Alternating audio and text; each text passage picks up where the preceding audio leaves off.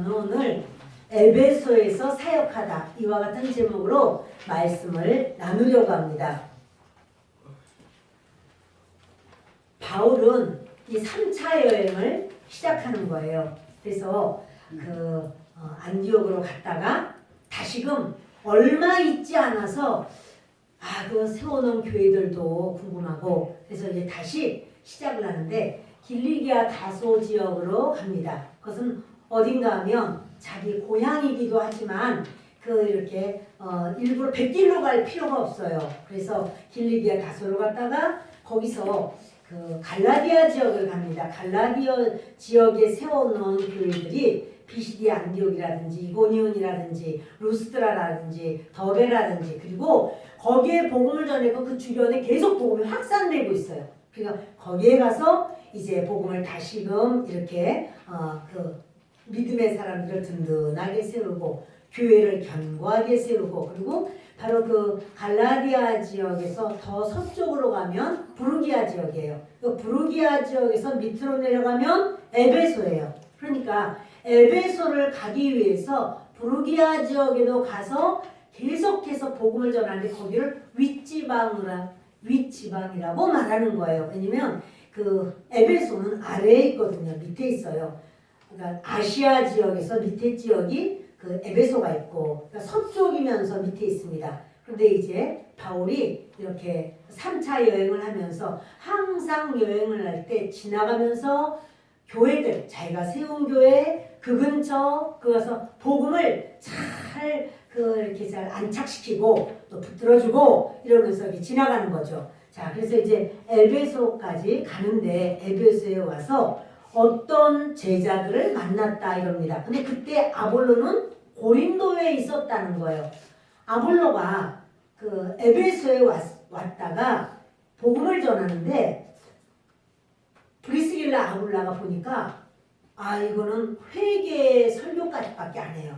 그러니까 이 말씀이 예수 그리스도의 그 보혈과 더불어서 성령의 역사까지 쫙 빠져나가야 되는데 그 부분을 모르는 거죠. 그래서 브리스길라 아굴라가 아볼로를 잘 모셔다가 이렇게 설교를 더 대화를 합니다. 그래서 아볼로가 그렇구나 깨닫고 그리고는 이제 나는 고린도에 가서 복음을 전하고 싶다 이렇게 말하는 거예요. 고린도는 50만이나 되는 시민이 있고 큰 곳이니까 그럼 그곳에 가서 말씀을 전하시라고. 그런데 브리스길라 아굴라가 고린도에 있다고 왔잖아요. 사업하다고 왔잖아요. 그러니까 자기들도 교회를 다녔잖아요. 얼마나 잘 알아요. 교회가 여기에 있다고. 그리고 거기에 가면 성도들이 아무개가 있고 거기를 또 맡아서 주관하는 아무개가 있다. 이래서 편지를 써서 이렇게 아볼로에게 브리스길라 아굴라가 편지를 전해서 그래서 이제 아볼로는 가서 그럼 여러분 얼마나 복음 전하고 영적으로 힘있게 일하기가 좋겠어요. 그래서 거기에 잘 아는 브리스길라 아굴라가 잘 소개를 하고 자기가 그동안 섬겼던 교회고 하니까 그리고 거기는 이미 바울이 가서 성령 세례를 주고 바울이 1년 반을 거기서 목회하다가 왔어요. 아주 밭이 참 좋습니다. 그러니까 아볼로가 가서 복음 전하기가 너무 좋은 아볼로도 성령 충만하고 그래서 간 겁니다. 근데 그때 아볼로는 고린도로 갔고 에베소에는 지금 이제 바울이 윗지방을 다 다녀서 에베소로 옵니다.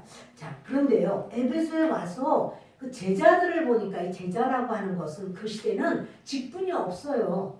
직분을 예루살렘 교회나 너무 일이 많고 하다 보니까 그냥 집사 이래서 세우긴 했지만 정말 이 제자라고 하는 거는 목숨을 내놓고 예수님을 따르는 사람을 사실은 제자라고 하거든요. 근데 진짜 신실한 사람들이 있는 거죠. 근데 그 제자들을 만나서 이렇게 대화를 해보니까 이상해.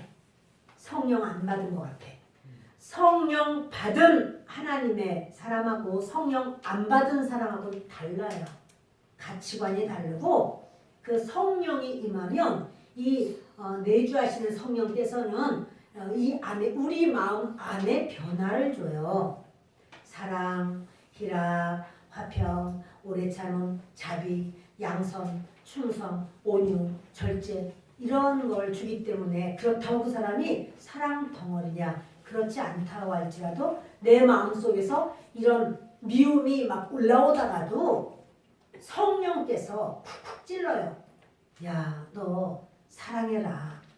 그렇게 네가 예수님을 닮아야지. 너 어찌하여 계속 미움을 가지고 있냐. 이게 성령님의 음성을 듣게 돼요. 막 못 참고 막 와르르 이렇게 하던 게 오래 참음. 그러니까 성령께서 푹푹 찔러요. 참아라. 네가 받아줘라. 용납해라. 이렇게 성령께서 우리 안에서 말씀하시고 또 그 외부적으로는 능력이 나타나요. 그래서 방언도 하고 통역도 하고 예언도 하고 능력 행함, 치유, 또 축사 이런 역사가 나타나게 되어 있어요. 성령 충만하면 그렇게 되어 있어요. 그런데 이 제자들 대화를 하다 보니까 결국 여러분 가치관이 성령 받은 사람은 가치관이 확실해요. 모든 것의 그 꼭지점이 하나님, 예수 그리스도가 돼요. 하나님이 원하시면 나는 할 수 없지만 하나님 그렇게 할 수 있게 해주세요. 하나님의 뜻을 이루기를 원해요. 이렇게요. 모든 꼭지점이 하나님이 돼요. 성령 충만하지 않고 성령 안 받은 사람은요. 달라요. 꼭지점이 나예요. 내가 원하지 않아. 나는 싫어. 나는 내가 좋아. 이렇게 내가 돼요. 돈이 돼요. 돈 버니까 이렇게 하지. 내가 지금 아이고 목사님 말대로다가는 어떻게 살아? 아유 교회에서 하라는 데는 어떻게 살아? 이래요. 왜냐하면 그거는 그분이 어떠해서가 아니에요. 성령에 사로잡히질 않아서 그래요. 그런데 여기 어떤 제자들을 만나서 바울이 묻습니다. 너희가 믿을 때 성령을 받았느냐 이래요. 성령을 받았느냐? 그거는요 뭐냐면 이들이 성령 안 받은 것 같아. 그 말을 했더니 하는 말이 아유 우리는 성령이 있는 것도 모르는데 성령? 성령이 뭐야? 성령이 있는 줄도 모르는데요? 이렇게 말하는 거예요. 그러니까 바울이 말하기를 그러면 무슨 세례를 받았느냐? 이렇게 물어보니까 요한의 세례를 받았습니다. 그래요. 요한의 세례를 그들이 쫓아가서 요한에게 세례를 받았을까요? 그것보다도 요한의 세례 받은 사람이 복음을 전해서 그들도 요한의 세례까지는 받은 거예요. 이게 무슨 말이냐면요. 영적인 리더가 어떠하면 그 밑에 사람도 거기까지밖에 몰라요. 교회도 그렇고요. 구역도 그래요. 구역도 구역 강사님이 어떠하면 그 구역은 구역 강사님 닮아서 그렇게 생겼어요. 구역장님이 어떠하면 그 구역장님이 거기 그 선밖에는 더 못 올라가요. 그러니까 지금 이렇게 보니까 이들이 굉장히 열심도 있고 뜨겁고 하긴 한데 그들의 그 영적 수준이 그 바울이 이렇게 복음으로 성령으로 이끌어가는 그것을 모르는 거예요. 그러니까 무슨 세례 받았는가 물어보니까 요한의 세례를 받았다는 거예요. 요한이 혜성처럼 나타났잖아요. 구약의 400년을 깨고 이제 요한이 딱 구약의 400년 동안 중간기라고 해서 그때는 선지자가 없었습니다. 그런데 구약의 마지막 선지자가 요한이에요. 침례 요한이에요. 요한이 나타나서 자기가 그 제사장의 아들임에도 불구하고 광야에 가서 석청과 메뚜기만 먹으면서 옷도 낙타터로 아주 볼품없는 쭉쭉 늘어나는 그런 걸 입고서는 그렇게 복음을 전하면서 회개하라 천국이 가까웠다 이렇게 말을 했어요. 그러면서 사람들에게 회개하라고 회개를 촉구하니까 그 이제 사람들이요 막 회개하고 돌이켜서 그렇게 하나님 앞에 돌아오는. 그러나 요한은 침례 줄 때마다 그런 말을 해요. 막 밀물같이 사람들이 침례 받으러 오는데 나는 안내판이다. 나는 안내판이야. 뭐냐면 화살표라. 내가 메시아가 아니고 나는 여러분들에게 회개해서 마음을 낮추게 돌이켜서 하나님께로 돌아오게 하는 자요. 그리고 내 뒤에 예수님이 오시는데 그분은 하나님이 보내신 어린 양이다.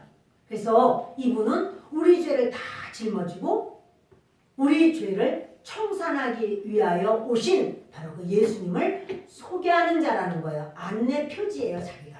그래서 저분입니다. 이렇게 하나님의 어린 양입니다. 그는 자기 타작마당을 정하게 하고 손에 키를 들고 곡식과 가라지를 구분하는 자라는 거예요. 자, 원하는 거는 뭐죠?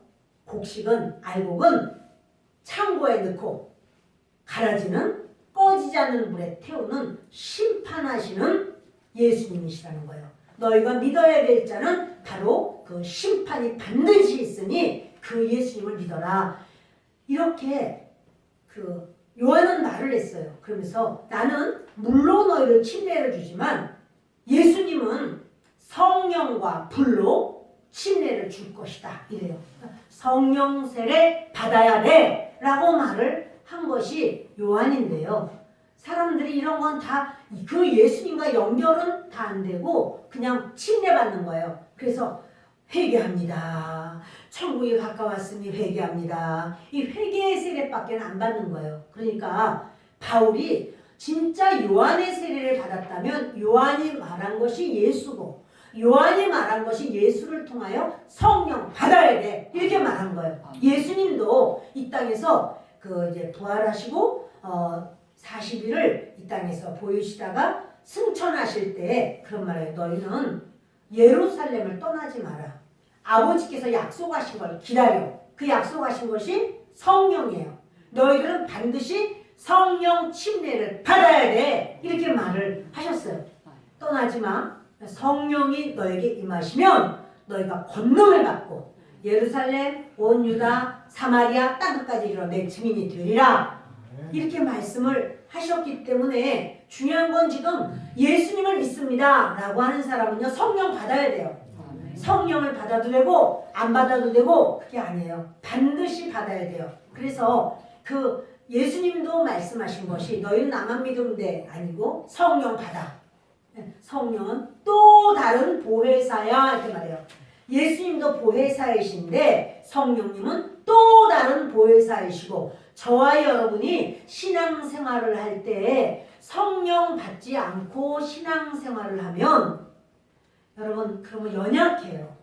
그래서 내가 믿음 생활해야지, 내가 기도 생활해야지, 내가 말씀 생활해야지, 내가 하나님만 믿고 따라가야지, 내가 착하게 살아야지. 여러분 이래도요 벌떡벌떡 쓰러져요.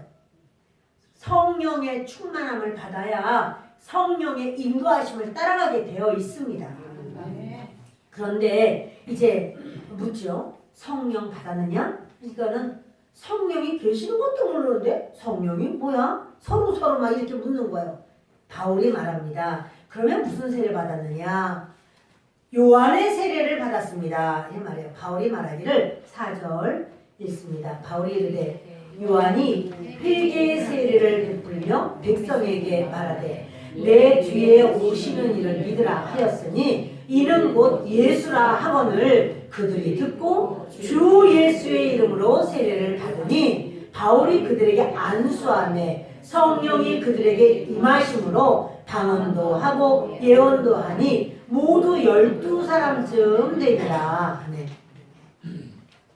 바울이요 이제 요한도 말하기를 내 뒤에 오시는 예수님을 믿으라고 그랬고 그리고 그분이 바로 예수인데 그 예수님은 성령 받으라고 말했다면서요. 예수 그리스도께서 그렇게 이제 그들은 성경을 잘 알거든요. 그러니까 성경을 쭉 지금 회당에서 지금 계속 말을 하고 있는 거예요. 그러니까 유대인이죠. 물론 이방인들도 있지만 그들도 계속 들어서 경건한 헬라인들도 같이 그 말을 알아요. 그러니까 예수 그리스도는 하나님 보내시는 메시아인데 그분은 유다 베들레헴 땅에서 오겠다고 말씀하셨고 그리고 처녀에게서 잉태하고 태어날 것이라고 말씀하셨고 그리고 그 예수는 온유하셔서 겸손하셔서 그래서 나귀를 타고 입성한다고 말씀을 하셨다.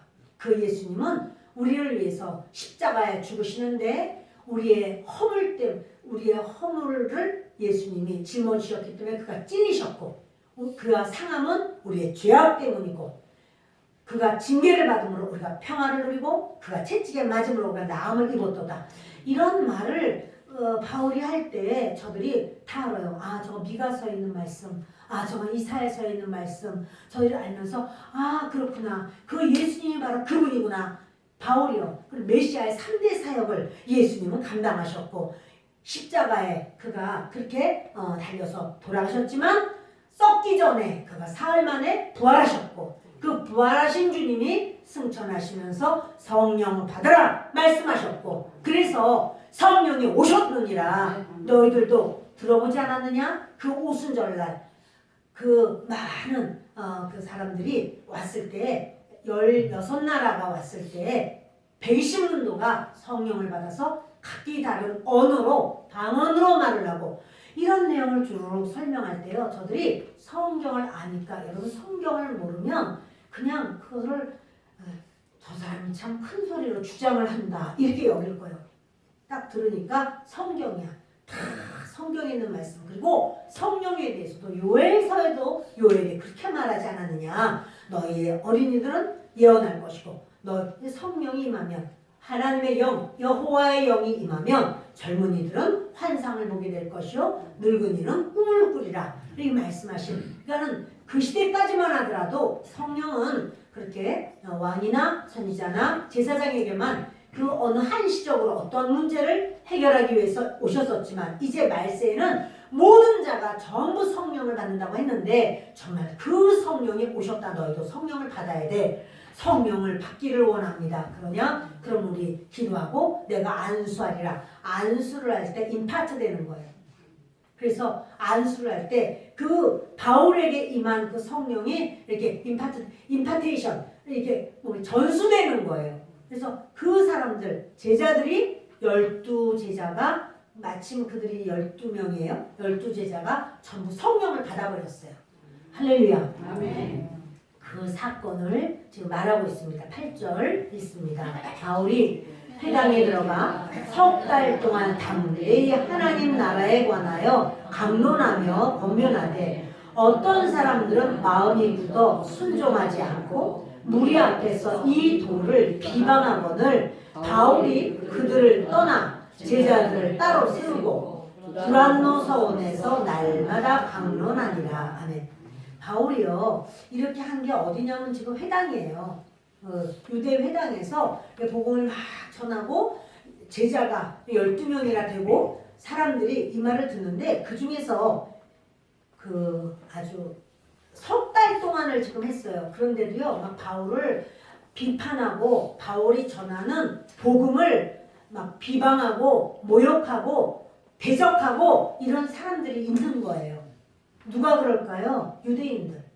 아, 우리가 아는 그런 율법이 아니라, 아, 무슨 이렇게, 왜냐면 그 시대가 되어서 하나님이 보내시겠다고 하는 예수님이 이미 오셨고, 우리의 모든 이방인들에게도 모든 그 죄악을 다 짊어지고 십자가에 돌아가셨고, 이런 사건을 이들이 아직 못 들은 건데, 그러나 성경에 예언된 거를 전부 이야기를 하는 거예요. 그런데 저들이 이 도를 비방을 합니다.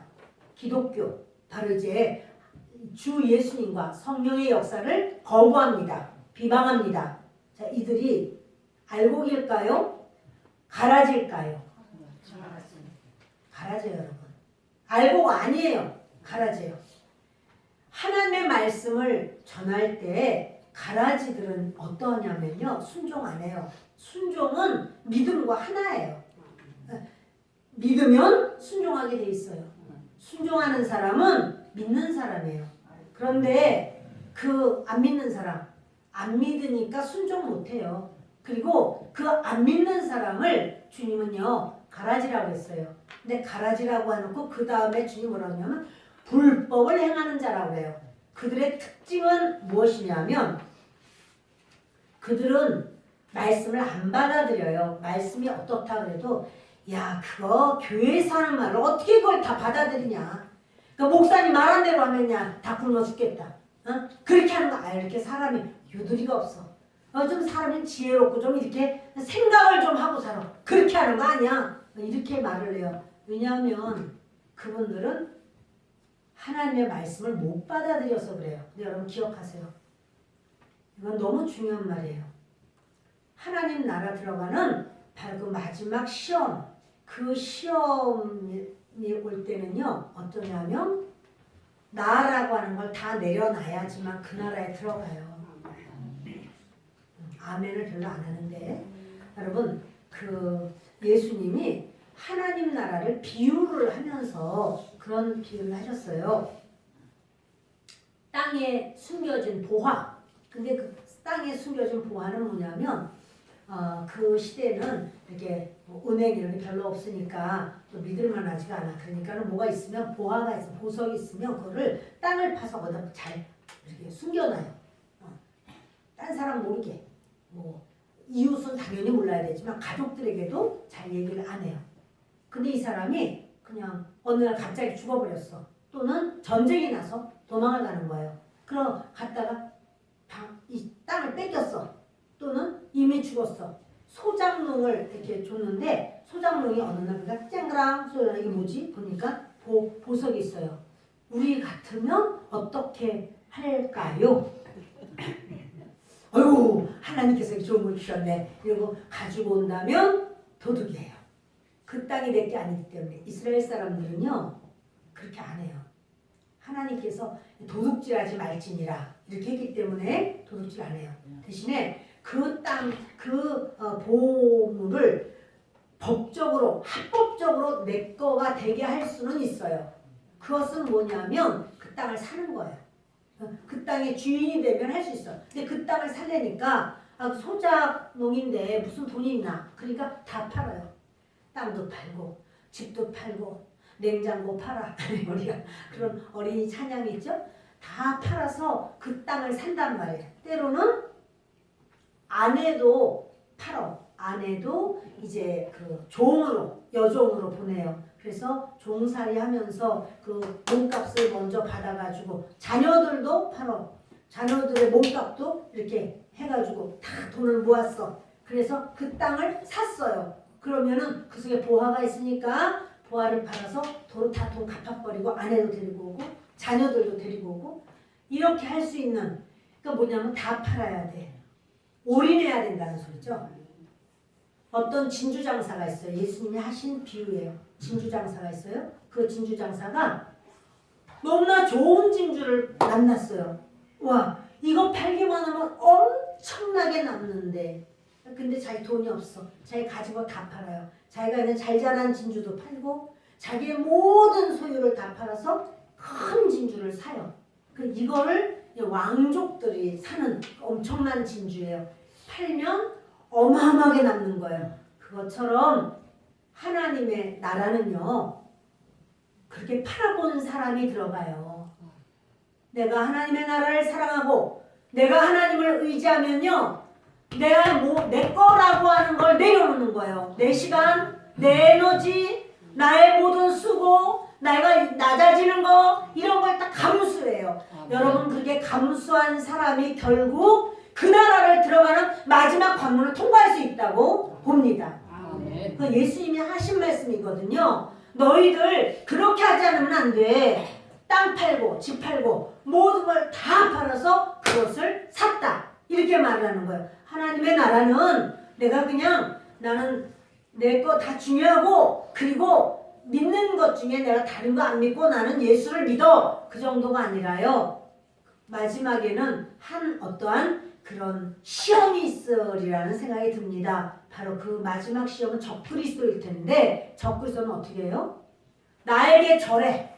나에게 절해. 이렇게 나와. 너 절하지 않으면 다 아무것도 할 수 없어. 돈도 벌 수 없고 사회생활도 할 수 없고 아무것도 할 수 없어. 그때 나는 주 예수 그리스도만 믿노라 하고는 자기의 것을 다 내려놓을 수 있는 바로 그 사람이 그 나라에, 그러니까는 나의 모든 삶의 가장 귀한 바로 그 가치관, 바로 그 꼭지점은 하나님이야. 예수 그리스도야. 이렇게 된 사람이 들어가요. 그렇지 않은 사람은요. 그러니까 아니 어떻게 그래? 나는 그렇게 못해. 그렇다면 그분 내가 아직 믿음에 온전히 서 있지 못하구나. 근데요, 이 가라지는 자기만 하나님 말씀을 안 받아들이는 게 아니고 다른 사람을 넘어지게 만들어요. 넘어뜨리는 것이 가라지의 역할이에요. 겉으로 볼 때는 이렇게 멀쩡하지만 사실은 가라지는요, 겉으로 볼 땐 얘 따로 있고 얘 따로 있고 하지만 뿌리는요 서로 엉켜가지고 감고 있어요. 그래서 가라지 뽑으면 옆에 알곡도 같이 뽑혀요. 그것처럼 이렇게 가라지는 겉으로 볼 때는 뭐하지만 아내요, 남편이요, 자녀요, 앞집 살고 뒷집 살고 이렇게 하지만 영적으로는 이게 이제 무슨 사건이 있으면요, 하지마, 교회 가지마, 뭐 하지마 이렇게 나와요. 그게 바로 뭐냐면 말씀을 받아들이지 못하는 사람들은 결국에 다른 사람까지 넘어뜨리고 쓰러뜨리는 그 역사를 한다는 사실이에요. 데살로니가는 3주 동안 가서 복음을 전했어요. 그랬더니 교회가 세워졌거든요. 그런데 지금 여기 에베소에서는 석 달 동안을 매일 강론을 하는데도 불구하고 거기서 가라지들이 이제 막 솟아나는 거예요. 그래서 하는 말이 안 된다고, 아니라고 이렇게 반대를 합니다. 그 9절에 보십니다. 어떤 사람들은 마음이 굳어 순종하지 않고, 이 마음이 굳은 것이 바로 뭐냐면 가라지. 그러니까 길가 땅처럼, 길가 땅은요 씨앗 아무리 뿌려도 열매 못 맺어요. 길가 땅은 열매 없어요. 이 마음이 굳었다는 것은 길가와 같아서 하나님의 말씀을 들어도 열매 없어요. 여러분 길가 되지 마시기 바래요. 아멘. 아멘. 순종하지 않아요. 그래서 무리 앞에서 이 도를 비방하거늘, 이 기독교 진리, 이 말씀 진리를 전하는데 진리를 비방해요. 여러분 진리의 말씀을 비방하는 사람은요 진리를 전하는 사람도 비방하게 돼 있어요. 진리만 비방하는 게 아니에요. 난 그거 안 믿어. 그런 정도가 아니라요. 진리를 전하는 자를 비웃고 모욕하고 모독하고 대적하고 이렇게 싫어하게 돼 있어요. 그러니까 이렇게요. 비방하니까 바울이 어떻게 해요? 그들을 설득시켜요? 아니요. 시간이 없어. 그들에게 쏟을 시간이 없어요. 그게 하는 말이 그들을 떠나 제자들을 따로 세우고, 여기 떠났다라고 하는 말은요 딱 끊어버렸다는 거야. 단칼에 딱 끊듯이 끊었다는 소리야. 뭐냐면은 그들을 안 싸워요. 이러니 저러니 싸우지 않아. 그 에너지, 그 시간, 그것을 거기에 쓰지를 않아요. 그냥 또 믿는 사람 쪽으로 가요. 그래서 그가 이 제자들을 따로 세우고, 성령 받은 제자들 있었잖아요. 그러니까는 그 믿지 않는 가라지들과 섞여 있으면 안 돼. 그냥 가라지들에서 떼어요. 그래가지고는 두란노선으로 갑니다. 두란노라는 것은 사람 이름입니다. 서원이라는 것은 학교라는 뜻이 있고 또 학원이라든가 수업이라든가 이런 뜻이 있습니다. 그러니까 두란노라는 사람의 학교에 가서 이제 그 자기 제자들, 진짜 예수 믿는 사람들만 딱 떼는 거예요. 그 같이 있으면은 계속 방해해. 말씀을 전하면 그것이 이러니 저러니 뭐 어쩌니 저쩌니. 여러분 그렇게 모르면 이거 왜 그렇지? 그리고 말씀을 읽어보세요. 잘 모르면 물어보세요. 내가 이게 이해가 잘 안 된다고. 이게 어떻게 된 거냐고. 이렇게 해야지 맞는 거예요. 그걸 모르면서 막 고집 부리고 거기서 막 반대의 말을 막 하고, 그것은 하나님이 들으세요. 하나님이 그것은 주님이 어떻게 해요? 키를 들었다고 했어요. 자기 손에 키를 들고 자기 타작마당을 정하게 하사 이제 타작하는 거예요. 그래서 키를 들고 까불러요. 까불르면은 그 모든 견은 다 날아가 버리고 알곡만 남는 거죠. 그래 여러분 이렇게 그 주님 앞에 알곡되기를 바래요. 아멘. 두란노 서원에서 날마다 강론하니라.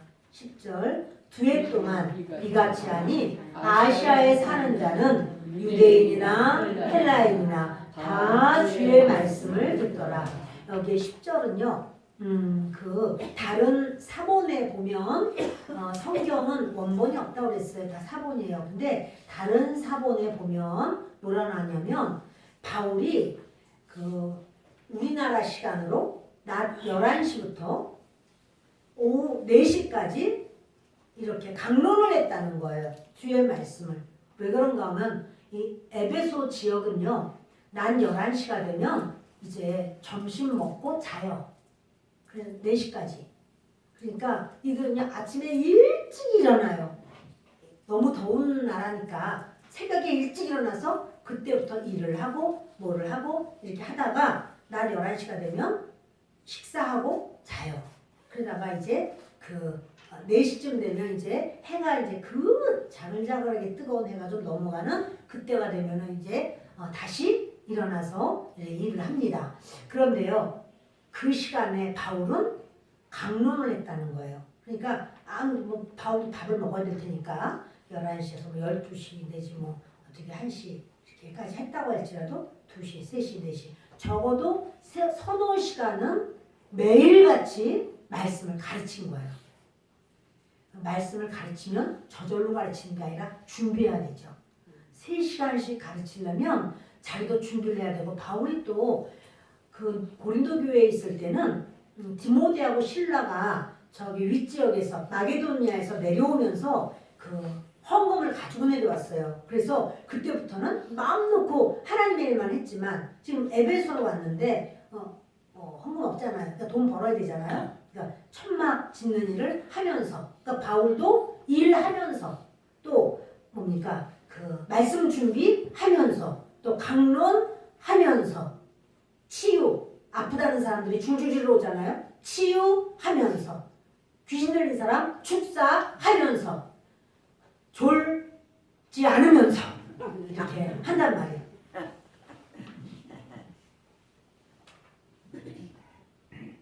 그럴 때 바울 얼마나 바빴겠어요?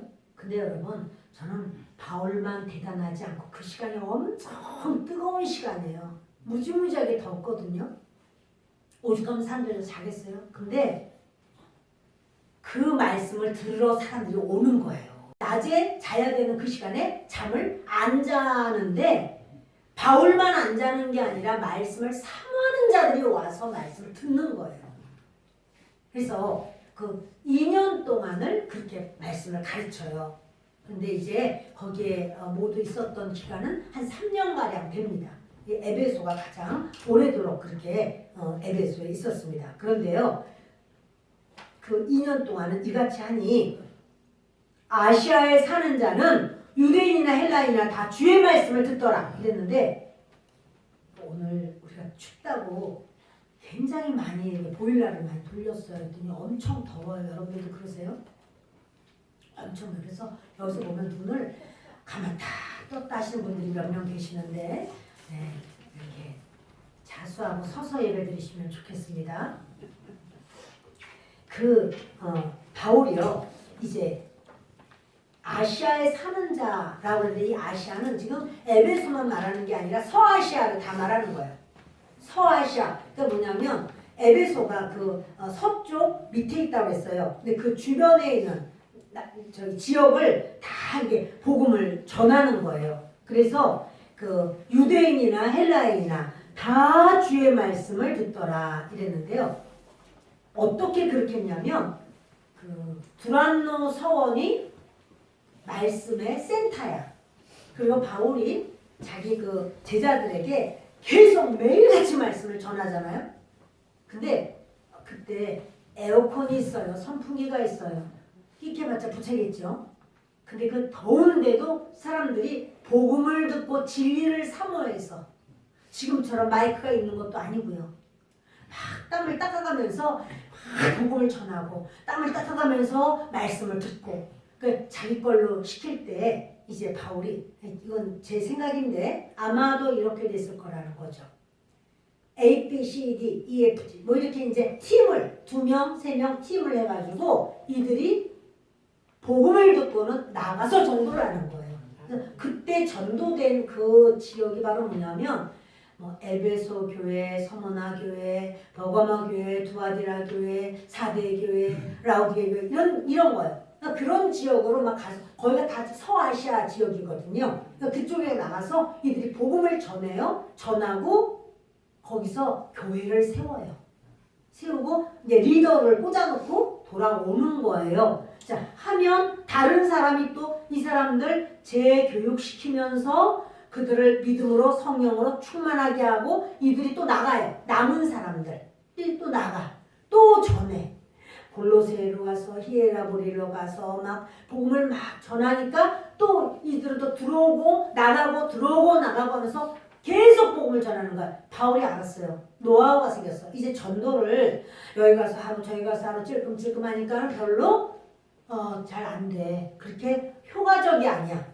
어떻게 하는 게 효과적인가? 여기를 센터로 삼는 거야. 에베소를 센터로 삼아가지고 그걸 키우는 거야. 키워서 보내는 거야. 막 보냈더니 가서 복음을 듣고 전하고 그래서 거기에 믿음으로 사람을 세워놓고 자기들은 다시 오면 다른 사람 또 나가서 여기저기 또 딴 데 가서 복음 전하고 이들이 또 근처에 또 복음 전하고 그러면서 그들이 또 오고 무슨 말씀인지 아시겠죠? 그런 어떠한 상황으로 이 에베소 교회가 2년을 두란노 서원에서만 이렇게 전했는데요. 그런데 그 아시아에 있는 지역의 사람들이 아무도 안 믿은 사람이 없다는 거예요. 아니, 안 믿은 사람이 없는 게 아니라 듣지 못한 사람이 없는 거예요. 여러분, 이게 바로 하나님께서 우리에게 요구하시고 원하시는 기독교인의 모습이에요. 자, 우리 넘기시면 마가복음 16장 있습니다. 함께 있습니다. 또 이르시되 너희는 온 천하에 다니며 만민에게 복음을 전파하라. 믿고 세례를 받는 사람은 구원을 얻을 것이요 믿지 않는 사람은 정죄를 받으리라. 믿는 자들에게는 이런 표적이 따르리니 곧 그들이 내 이름으로 귀신을 쫓아내며 새 방언을 말하며 뱀을 집어올리며 무슨 독을 마실지라도 해를 받지 아니하며 병든 사람에게 손을 얹은 즉 나으리라 하시더라. 아멘. 근데 여기서 여러분 어떤 게 제일 중요한 문구가 여기 지금 네 문구가 있는데 어느 게 제일 중요한 걸까요? 예수님이 원하시는 거는 뭘까요? 15절. 그렇죠. 15절. 또 이르시되 너희는 온 천하에 다니며 만민에게 복음을 전파하라 이거예요.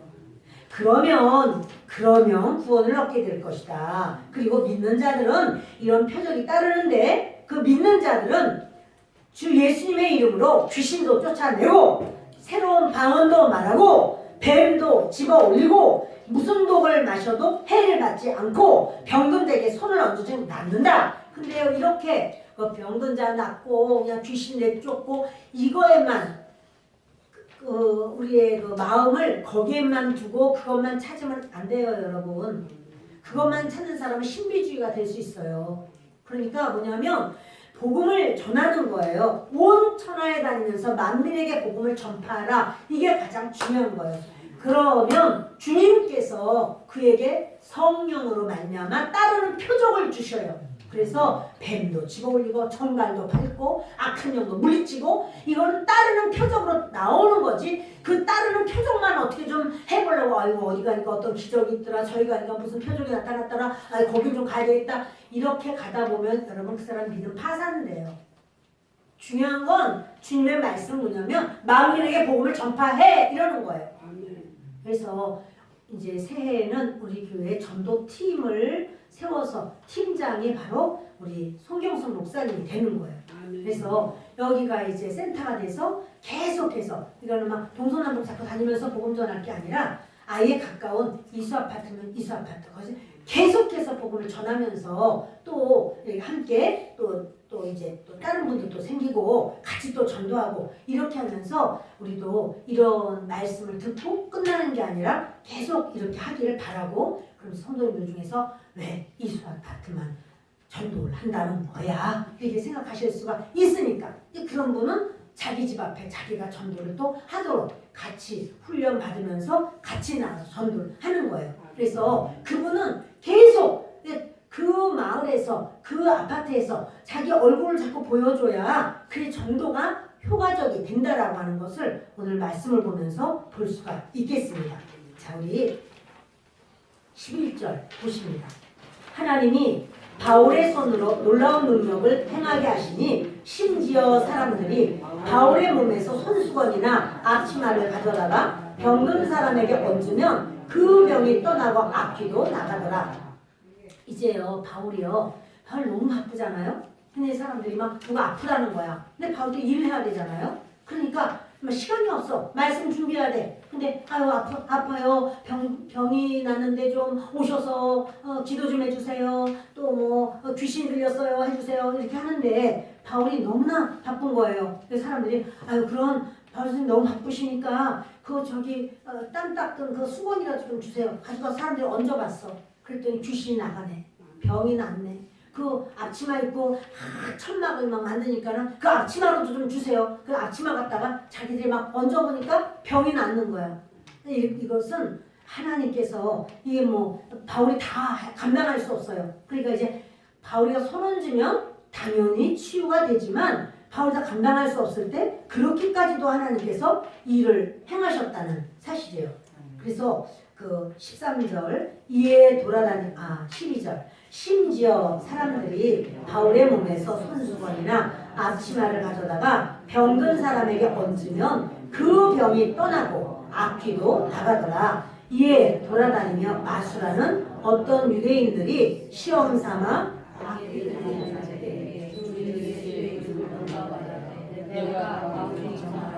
예수를 의지하여 너희에게 명하노라 하더라. 유대의 한 제사장 스게와의 7 아들도 이 일을 행하더니 악귀가 대답하여 이르되 내가 예수도 알고 바울도 알거니와 너는 누구냐 하며 아멘. 근데요 그 지역에 마술하는 사람들이 있었어요. 근데 이제 어떤 유대인들이 그 시험 삼아 그러니까 마술하는 사람들인데 유대인 중에서도 마술을 했다 이 말이에요. 여러분 얼마나 그 지역에 그 사악한 그런 역사가 많았는지 볼 수 있습니다. 유대인은 하나님이 뽑으신 선민이에요. 그런데 마술을 행하는 걸 보고 해보니까 귀신이 떠나가거든요. 그러니까 이렇게 하면 귀신 떠나네. 이렇게 병이 났네. 그래서 그거를 따라하는 거예요. 자, 그런데 이렇게 할 때 돌아다니며 마술하는 어떤 유대인들이 시험 삼아서 이제 그 바울이 하는 걸 보니까 귀신 내쫓는 게 너무 쉬운 거예요. 예수 그리스도의 이름으로 명령한다. 떠나! 떠나는 거예요. 자기들은 그걸 떠나가게 하려면 막 시간도 많이 걸리고 며칠씩 걸리고 또 뭘 해야 되고 그러는데 그냥 쉽게 예수 그리스도의 이름으로 명령한다. 그 사람에서 나가! 하면 나가는 거예요. 그래서 이걸 이제 흉내내는 거예요. 이 사람들이 이렇게 우리도 한번 해볼까? 이런 걸 흉내내는 거죠. 그래서 주 예수의 이름을 불러 말하되 내가 바울이 전파하는 예수를 의지하여 너에게 명하노라 하더라. 그러니까 뭐냐면 바울이 전파하는 예수를 의지해서 명령한다. 너 악한 영 떠나가! 이렇게 말을 했어요. 근데 여러분 그런 말을 듣고 귀신이 네 알겠습니다. 떠나가겠습니다. 그렇게 떠나가나요? 그러니까 이것을 유대의 한 제사장 스게와의 7 아들도 이 일을 행해. 얼마나 영적으로 좀 타락됐는지 모릅니다. 그 제사장이 유대의 제사장 아들인데 7명인데 이 사람들도 마찬가지로 이런 짓을 한 거예요. 그래서 그랬더니 악귀가 대답을 합니다. 내가 예수도 알고 바울도 알거니와 너는 누구냐? 여러분 마귀가 예수님을 아나요? 알아요 여러분. 거라사 지방의 그 귀신 들린 자 속에 그 귀신이 예수님을 알아봤잖아요. 그 예수님 보고서 막 절하면서 아유 하나님의 아들 거룩하신 자 아이고 왜 오셨습니까? 나를 아직 시간도 안 됐는데 나를 무적행으로만 보내지 마세요. 막 이러면서 예수님에 대해서 알았잖아요. 그쵸? 그것처럼 이 귀신들이요 알아요 여러분. 좀 더 말해볼까요? 귀신들이요 그 사람도 알까? 상대방? 그래서 어떤 경우에는 그렇게 너 무슨 죄 졌잖아 이렇게 귀신이 말하기도 한다는 거예요. 자, 아이고 귀신 내쫓으면 안 되겠네. 그러다가 내쫓아다 탈려나면 아이고 이게 웬 망신이야. 이런 생각도 들 수가 있지만 여러분 두려워하지 마세요. 두려워하지 마세요. 그런 사건이 지난번에 어느 교회에서 있었던 거예요. 그 귀신 쫓겠다고 막 권사님들 막 집사님들 다 모여가지고 이 악한 영아 떠나가라 마귀들과 싸울지라 죄악 벗은 형제여 막 찬양하고 하면서 떠나가라 했더니 귀신이 탁 돋으면서 너 무슨 죄 졌잖아. 너 옛날에 무슨 죄 졌잖아. 이러고 다 말을 해버렸어. 자 여러분 귀신 들린 사람 귀신 쫓아야 돼? 안 쫓아야 돼요? 무슨 죄 졌잖아. 그럼 어떡할래요? 그런 사건이 있었어요. 그런데 그것을 그래서 이제 어느 권사님 차례가 됐어. 그래가지고는 이제 다 무슨 일 졌잖아. 이 권사님이 자기는 회장님인데 이거 도대체 이러면 이거 도저히 안 되는데 이거 어떡하나? 그래가지고는 그 사람들이 알아도 말하지 마 그랬대요. 조그맣게. 알아도 말하지 마. 근데요 귀신이 말했어요? 안 말했어요? 말 안 하더래요. 근데 그 다음번에는 다시 귀신 쫓아 그러면 사람들이 뭐예요? 여러분 명령하세요. 그리고 여러분들의 죄를 하나님께 고백을 하세요. 고백한 죄는 하나님이 다 사하셨어요. 할렐루야. 그래도 알면 어떡하지? 그러니까 여러분 이거는 영적 현실, 영적인 건 현실이에요. 영적인 것이 눈에 안 보이니까 아유 뭐 그렇게 되겠어? 여러분 그렇지 않아요. 영적인 건 현실이에요. 그래 여러분들이 나 내가 오래됐어도 여러분 씻지 않고 오래됐어요. 저절로 깨끗해지진 않아요. 씻어야 돼요. 예수님의 피가 있어요. 우리에게는 예수님의 피를 씻으면 돼요. 귀신을 쫓다가 내 죄가 탁 드러나면 창피해서 그 다음부터 교회를 어떻게 나가나. 하나님 앞에 회개하고 귀신에 대해서 명령하면 돼요. 예수 이름으로 너 악한 거 다 입담으로 악한 영 제거되고 빠져나가. 그리고 여러분 우리의 죄는 주님 앞에 회개하면 돼요. 하나님은 입이 가볍다 무겁다? 하나님의 입은 말할 수 없이 무거워. 우리가 하나님께 죄를 회개하면 우리의 죄가 아직도 살아있을까요? 주님이 제거하실까요? 주님이 제거해요. 난 기억나는데요. 하나님 뭐라고 하냐면 그거는 거짓이야. 이미 없어졌어. 나는 네 죄를 다 사했어. 네 죄는 더 이상 존재하지 않아. 이 우주를 뛰어넘어서든 우리가 하나님께 진실로 회개하고 그리스도의 이름으로 용서받은 그것은 더 이상 존재하지 않아요. 나 기억하는데요. 여러분 기억을 의지하지 마세요. 기억을 믿지 마세요. 자꾸 기억나게 하는 건 뭐예요? 율법이에요. 율법이 너 죄인이잖아. 자꾸 말해요. 그래 난 죄인이었어. 그러나 예수님 때문에 난 깨끗해졌어. 악한 영 떠나가. 이렇게 따라합시다. 악한 영 떠나가. 나는 죄와 상관없어. 할렐루야. 여러분 두려워하지 마세요. 겁내지 마세요. 그러니까 남의 죄 가지고도 그 사람이 옛날에 그랬어. 그 사람 지난번에도 그랬어. 그럴 필요가 없어요. 왜? 그 사람들 이미 기도해서 하나님께는 다 용서받았는데 나만 그걸 가지고 어쩌고저쩌고 이렇게 말을 하면 하나님이 너 허튼 소리 아니야. 너 왜 거짓말하냐 그래 나를. 아니 거짓말 아니 진짜 그랬어요. 그 사람 이미 그 죄 없어. 너는 왜 자꾸 그 사람을 죄인이라고 말을 하냐. 이러시는 거예요. 그러므로 여러분 우리가 다른 사람에 대해서 이러니저러니 말할 것이 없다. 말할 것이 없습니다. 자, 악귀가 그러는 거예요. 말하되 내가 예수도 알고 바울도 알고 너는 누구냐 하면서 악귀 들린 사람이 이제 어떤 사람이 A라는 사람이 악귀가 들렸어요. 여기 스게와의 아들들이에요. 한번 해봤어. 바울이 말하는 예수의 이름으로 명령한다. 악귀야 떠나가라 이러니까요. 악귀가 뭐라고 그러냐면 야 니들도 지금 나랑 한편이야. 스게와 아들들 속에 지금 이런 거짓 이런 것이 너 지금 나랑 한편인데 왜 네가 나를 내쫓아? 그러면서 강력하게 7 아들들을 그냥 덮쳐버려요.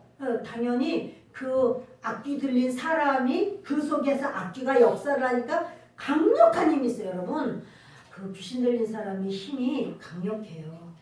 그를 어부할 때는요 굉장히 강력해요. 그래서 이렇게 하다 보니까 그들에게 뛰어올라 눌러 이겼어. 누가 이긴 거죠? 스게와의 7 아들이 이겼나요? 그 악기 들린 사람이 이겨버렸나요? 맞아, 악기 들린 사람이 이겨요. 왜? 악기가 힘이 세요. 이겨버렸어요. 네, 그들이 상하여 벗은 몸으로 그 집에서 도망하는. 왜 벗었지 갑자기? 그 악기 들린 자가 딱 잡으니까 이 옷이건 뭐건간에 옷이 이제 그때는 이렇게 펄렁펄렁하는 천 쪼가리니까 이게 막 그냥 순식간에 다 벗겨져도 그냥 다시 그 옷을 뺏어서 올 수가 없어. 너무 강력해서. 그냥 벗은 몸으로 그냥 도망가 버렸어요. 17절 보십니다. 에베소에 사는 유대인과 헬라인들이 다 이 일을 알고 두려워하며 주 예수의 이름을 높이고 믿은 사람들이 많이 와서 자복하여 행한 일을 알리며. 여러분 이 소문이요 파장이 났어요.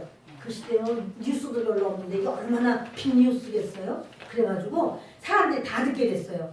그리고 막 7명의 아들들이 뻘거벗고 막 이제 막 속옷만 입었겠죠. 그리고 막 뛰어서 막 도망가니까 저 왜 저래 하니까는 그 뒤에서 악기 들린 자가 고래고래 소리 지르면서 그러니까 이게 막 소문이 쫙 났어요 이제. 그러니까 사람들이 막 그 일을 유대인들도 두려워요. 아이고 그렇게 하면 안 되겠네. 그리고 헬라인 이방인들도 아이고 진짜 예수님만 진짜 하나님이신가 봐. 이러고 이제 놀라요. 그러면서 이제 예수님을 믿어요. 그리고는 많은 사람들이 와가지고는 어떻게 자복해요. 사실은 저도 예전에 그랬습니다. 사실은 저도 마술 그렇게 행했었습니다. 제가 자복하고 회개를 하는 거예요. 그래서 행한 일을 넘기십니다. 또 마술을 행하던 많은 사람이 그 책을 모아가지고 와서 모든 사람 앞에서 불사르니 그 책값을 계산한 즉 은 5만이나 되더라. 여러분 보세요. 마술을 행하는 사람은 그냥 마술을 행한 게 아니라요. 지식적으로. 그래서 책이 막 있어. 마술 책이 있었어. 그 책들을 마술을 그러니까 말로만 예수 믿은 게 아니라 진실로 믿은 거예요. 여러분 기억하세요. 우리가요. 말로만 예수 믿고 그냥 교회만 와서 주일날 예배만 드리고 가는 것이 전부가 아니라 진실로 행함으로다가 해야 돼요. 그래서 그 책들을 다 가지고 와서 태웠어요. 모든 사람 앞에서 불살랐어요. 근데요. 어떤 사람이 있었어요.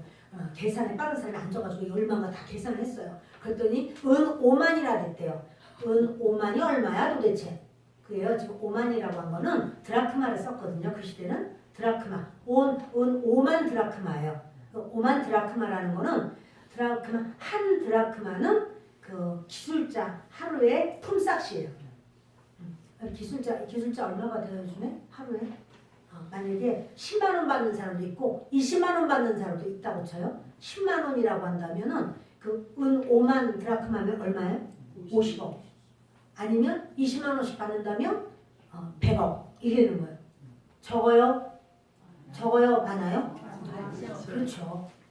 엄청난 그때는 책이 비쌌거든요. 그러니까 엄청난 것을 그 비싼 책이라고 생각했지만 비싸다고 생각하지 않아요. 아 이거 안 되겠구나. 이런 거 우리 집에 있으면 안 되겠구나. 다 없애버려야 되겠구나. 그리고 가져서 불로 태워버립니다. 이와 같이 주의 말씀이 힘이 있어 흥왕하며 세력을 얻으니라. 20절 다 같이 있습니다. 이와 같이 주의 말씀이 힘이 있어 흥왕하며 세력을 얻으니라. 저도 여러분도 주의 말씀에 붙잡히면 우리가 흥왕하고 큰 힘이 있는 줄을 믿습니다. 교회는 겉으로 볼 때는 초라해요. 별 볼 일 없어 보여요. 마치 성막처럼. 성막이요. 그 안에는 전부 금으로 돼 있고 다 이렇지만 바깥에서 보면은요. 초락이 짝이 없어요. 물개 가죽. 그런 가죽으로 다 덮여져 있어서 아주 초라하고 작고 별 볼 일 없지만 하나님은 그 안에서 임재하신단 말이에요. 거기 지성소에 하나님께서 그 궤 법궤 위에 주님은 거기서 임재하고 계신단 말이에요.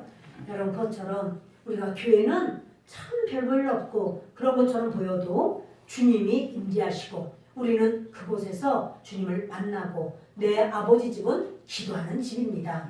저도 여러분도 주님 앞에 믿음으로 견고히 서고 승리하기를 바랍니다. 기도하겠습니다.